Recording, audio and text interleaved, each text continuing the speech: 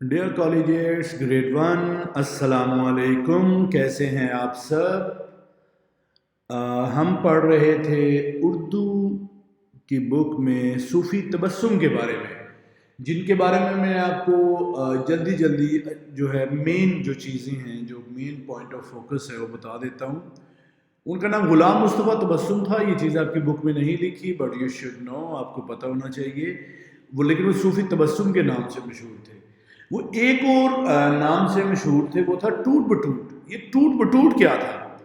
وہ بچوں کے لیے بڑی اچھی اچھی اردو پوئمز لکھا کرتے تھے، نظمیں جسے ہم کہتے ہیں۔ تو جو ٹوٹ بٹوٹ تھا وہ ان پوئمز کا مین کریکٹر تھا، وہ یعنی وہ جو ساری جتنی بھی نظمیں تھیں نا، جتنی بھی پوئمز تھیں، وہ ٹوٹ بٹوٹ کے ارد گرد گھومتی تھی کہ ٹوٹ بٹوٹ نے یہ کیا، ٹوٹ بٹوٹ نے یہ کیا۔ جیسے اسی لیسن کے پچھلے پیج کے اوپر ٹوٹ بٹوٹ نے پکائی کھیر، ٹھیک ہے، وہ ہم نے چھوٹا سا ایک جو پڑھی تھی، 3-4 شعر تھے ٹوٹ بٹوٹ کے معاملے میں۔ اور اس کے علاوہ صوفی تبسم کے بارے میں نے پچھلے دنوں سوچا تھا کہ میں آپ کو پکچر بھی دکھاؤں گا ان کی گوگل سے نکال کے، لیکن وہ انشاءاللہ پھر ہم جو آخری کلاس پڑھیں گے اسی چیپٹر کی، پھر اس میں آپ کو صوفی تبسم کی پکچر بھی دکھاؤں گا انشاءاللہ، ٹھیک ہے۔ تو کل ہم یہاں تک پھر میں نے آپ کو یہ بھی بتایا تھا کہ جب یہ سڑک پر جا رہے ہوتے تھے یا کہیں جا رہے ہوتے تھے نا، تو بچے نے دیکھ کے کہتے تھے ارے وہ دیکھو ٹوٹ بٹوٹ جا رہا ہے، یعنی ان کے جو یہ مشہور ہو گئے تھے ٹوٹ بٹوٹ کے نام سے، ٹھیک ہے۔ ہم نے کل یہاں تک پڑھا تھا، ارے وہ دیکھو ٹوٹ بٹوٹ جا رہا تھا۔ اب آگے شروع کرتے ہیں، بسم اللہ الرحمن الرحیم۔ صوفی تبسم تو اب اللہ میاں کے پاس جا چکے ہیں، یعنی وہ فوت ہو چکے ہیں، اس دنیا سے جا چکے ہیں۔ جو بھی فوت ہو جاتا ہے وہ اللہ میاں کے پاس چلا جاتا ہے، ٹھیک ہے۔ ہم نے ان کی بیٹی عذرا، ٹھیک ہے، سے پوچھا صوفی صاحب نے بچوں کی نظمیں لکھنی کیسے شروع کی، ٹھیک ہے۔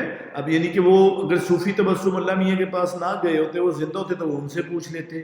اب چونکہ وہ اللہ میاں کے پاس جا چکے ہیں تو ان کی بیٹی عذرا سے پوچھا کہ صوفی صاحب نے بچوں کی نظمیں لکھنی کیسے شروع کی۔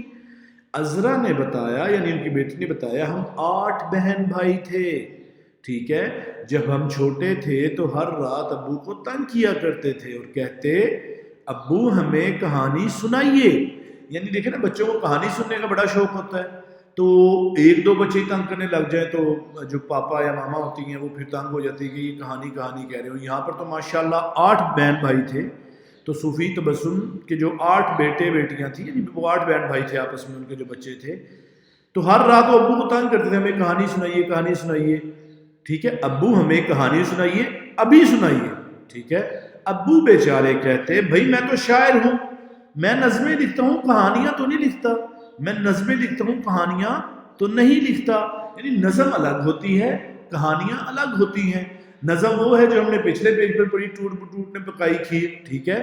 اور کہانیاں جو ہوتی ہیں، جو آپ کہہ لیں کہ آپ نے بچپن میں اگر آپ پڑھتے ہیں یا نہیں پڑھتے، جیسے امرو یار کی کہانیاں، یہ بچوں والی کہانیاں ہیں، ٹارزن کی کہانیاں، یا آپ آگے اسی بک کے اندر جا کے انشاءاللہ آگے کہانیاں آئیں گی، میں آپ کو دکھاؤں گا، ٹھیک ہے۔ کلاس اسٹوڈینٹس آج کے لیے اتنا کافی ہے، see you in next class, thank you so much, tata, bye bye, اللہ حافظ۔